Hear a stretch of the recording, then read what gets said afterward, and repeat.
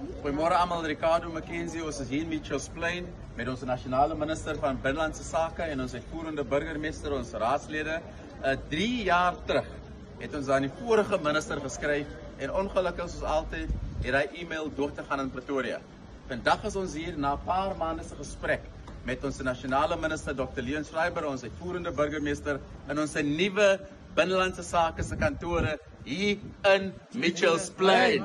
Baie dankie minister Schreiber. Ons waardeer die gemeenskap van Mitchells Plain, waardeer by die mooi fasiliteit hier in Mitchells Plain. Minister Leon Schreiber. Dis 'n wonderlike dag vir ons om hierdie fasiliteit vandag oop te maak. Dit simboliseer die vordering wat ons maak by Binnelandse Sake. I think you all know the old office. I think we know it symbolizes the kind of system that we're not proud of, that we want to move away from.